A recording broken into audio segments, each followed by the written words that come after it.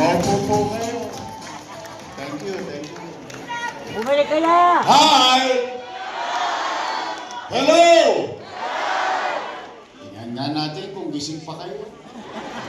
Baka nahihimlay na kayo dyan. Sa lamig. Tingnan natin, doon sa Kodli. Tingnan natin kung sino pinakamalakas. Uy, 2022 pa yan Tinago mo pa yan tayo. I love you.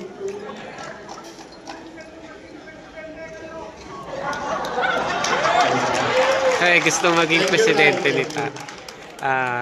ni Tatay si Yorme.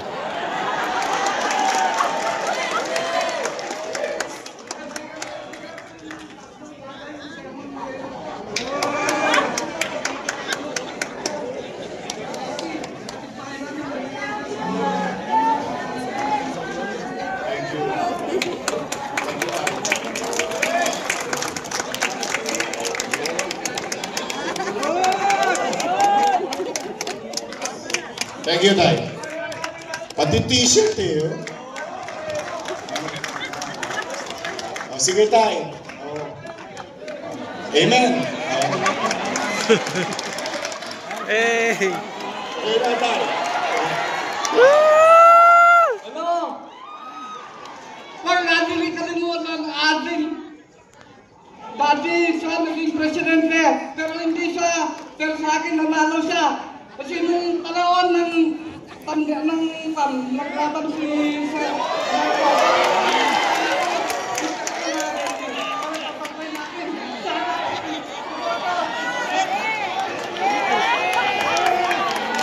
Kayo, na-excite lang si Tatay. Minsan, ang damdamin talagang hindi mo yan mapipigilan. Yung kagustuhan mo sa isang bagay. But anyway, tuloy ang programa. Malaman nga natin kung sino ang pinakagising ngayon. Si Tatay, gising na gising. Doon sa Kodli, hi! Hello! Malakas. Kodli, sa Kawakali, hi! Hello! May kalalagyan kayo. Dito sa Naka, hi! Hello! Gising na gising lahat. Taas ang kamay, taas ang kamay. Sabay. Magandang umaga. Good morning. Tanghali na. Oy, nako. Una, maraming salamat sa inyo at tinugon ninyo ang aming panyaya. Talaga lang kung medyo malayo sa inyo ito. Tumosgas pa kayo. Mamasahe pa kayo papunta dito. Kaya naman, mga nanay ko, mga tatay ko, mga lolo't lola ko, pumanatag kayo. Hindi namin kayo pauuwiin ng konsumido.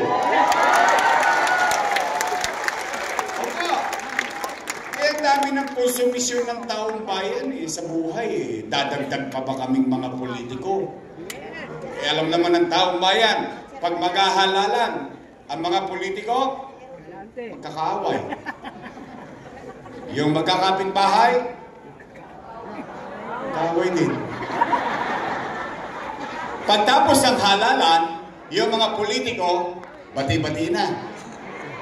Yung magkakapitbahay, magkakaaway pa rin. Opo, kaya steady lang kayo dyan sa Kedli. Dahil dito, good vibes lang tayo. Wala kayong maririnig na panira. Wala kayong maririnig na pagsisisi, pagtuturo. Wala po. Chill-chill lang tayo dito. May nangonsumin ba sa inyo dito kanina? Buti naman. Hindi, sipain mo.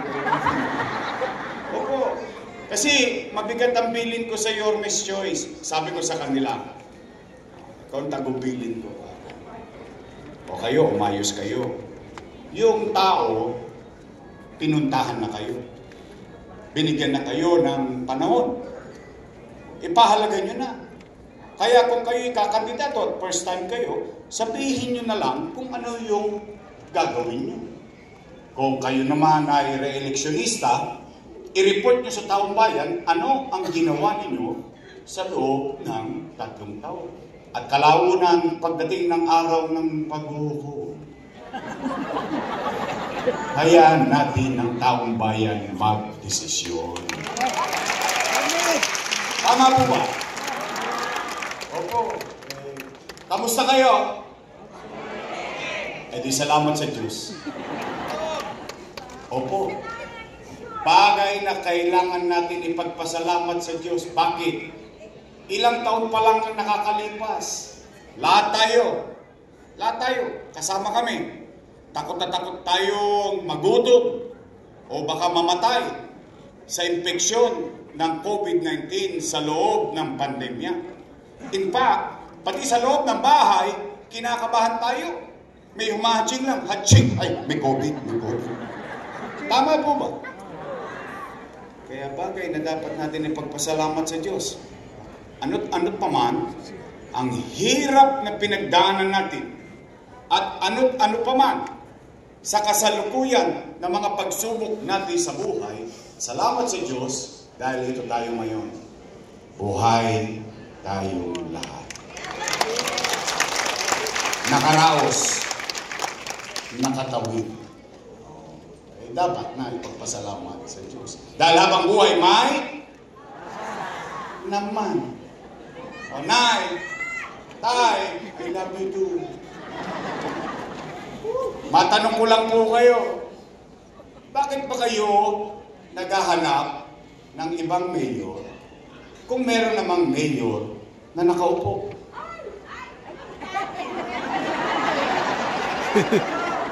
Tawa na lang sila eh. Nga daw.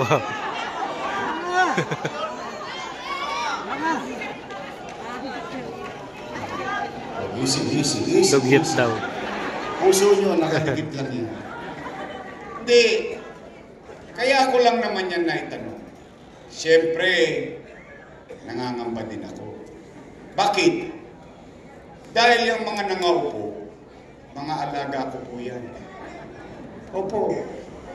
For almost 20 years, inilagaan ko sila. Bakit?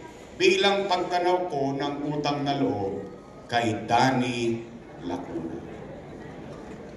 Alam niyo yan. Hindi ko yan tinanggi. Hindi ko yan kinubli. Dahil sa utang na loob ko kay Boss Danny, inaruga ko naman yung kanyang mga anak. Tingnan po natin kung totoo ba. Una, Philip Lacuna. Nakaupo? Nakaupo. Dennis Lacuna. Nakaupo? Lane Lacuna. Nakaupo. Asawa ni ate. Si ate. Ilan sila? Happy? Masaya ako. Masaya ako na yung hindi na pagtagumpayan ni Boss Danny sa tulong nating lahat na pagtagumpayan ng kanyang mga anak. Ngayon, kung sila'y naging mabisa sa kanilang tungkulin o hindi ako para humusga. Taong bayan ang maghuhusga niyan. Tama po ba?